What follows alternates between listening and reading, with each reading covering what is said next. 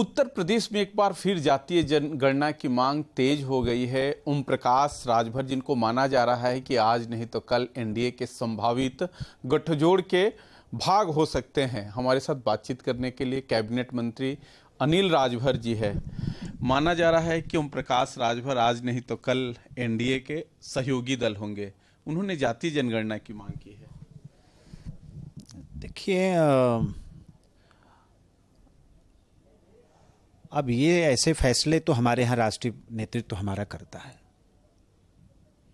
राष्ट्रीय नेतृत्व कोई फैसला करता है, उसको हम लोग शिरोधार्य करते हैं और उसका अक्षरशः पालन करते हैं। जहाँ तक जातीय जनगणना का सवाल है, तो आज़ाद हिंदुस्तान में कभी भी जातीय जनगणना नहीं हुई। गुलाम भारत में हुई, अंग्रेजों ने कराया।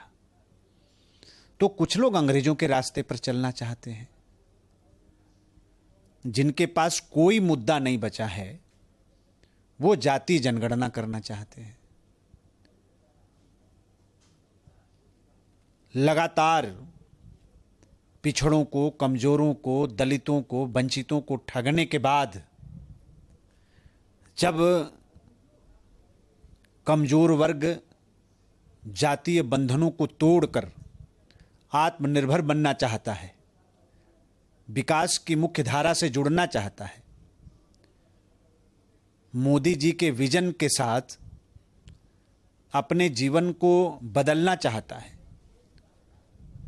तो ऐसे लोग जातीय जनगणना की बात कर रहे हैं। ऐसी स्थिति में तो बहुत स्पष्ट है, ये चाहे कोई मुद्दा लेके आ जाएं, अब कोई भी पिछड़ा हो, दलित हो, वंचित हो, कोई अब गुमराह होने वाला नहीं है, क्योंकि इन लोगों के रास्ते पर चल के देख चुकी है जनता। लेकिन ओम प्रकाश राजभर की तरफ से मांग किया जा रहा है। हमने शुरू में ही कहा कि आज नहीं तो कल वो आपके पार्ट हो सकते हैं। जिस तरीके से उनके आपके सरकार के पक्ष में उनका बयान आता है, कुछ दिन पहले उनके लड़के की शादी हुई थी, जिस तरीके से आपके दल के बड़े नेता शरीक हुए थे, तो नहीं माना जा रहा है कि एक चैलेंज होगा? ना, कोई चैलेंज नहीं है। और शादी विवाह में तो सब लोग भाई आमंत्रण देते हैं, सब लोग आते जाते हैं, चाहे किसी की वो हो, जिससे इसका व्यक्तिगत संबंध होता है। राजनीति को उसको जो कनेक्ट नहीं करना चाहिए, जोड़ना नहीं चाहिए।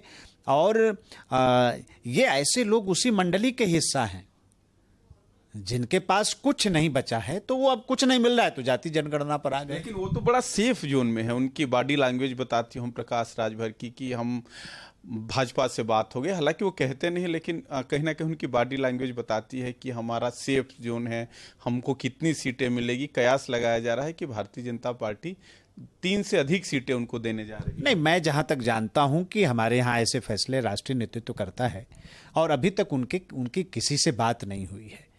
भेंट मुलाकात करना, बनारस में मुख्यमंत्री जी से भेंट हुई, तो हमारे मुख्यमंत्री जी का तो हमेशा से ऐसा बड़कपन रहता है, चाहे पक्ष हो चाहे विपक्ष हो, कोई मिलने के लिए समय मांगता है तो वो बुलाते हैं, मिलते हैं, उनकी बात सुनते हैं। और मैं समझता हूं कि जिसको भी भारतीय जनता पार्टी के साथ आना है तो भारतीय जनता पार्टी के विचारों को समझना पड़ेगा, आत्मनिर्भर भारत की परिकल्पना को समझना पड़ेगा। और आत्मनिर्भर भारत की परिकल्पना देश को जाति के आधार पर बांट करके भारत को सशक्त बना सकते हैं?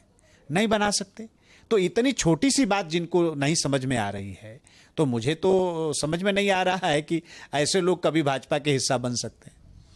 हमारे साथ बातचीत करने के लिए कैबिनेट मंत्री अनिल राजभर थे। उन्होंने साफ कहा कि उनके पास कुछ पूंजी नहीं है, वही लोग जातीय जनगणना की मांग कर रहे हैं। मैं एक बार फिर जिक्र कर दूं कि ओम प्रकाश राजभर ने जातीय जनगणना की मांग की है, जिनके बारे में अनुमान लगाया जा रहा है कि जल्द ही वो एनडीए के हिस्से होंगे।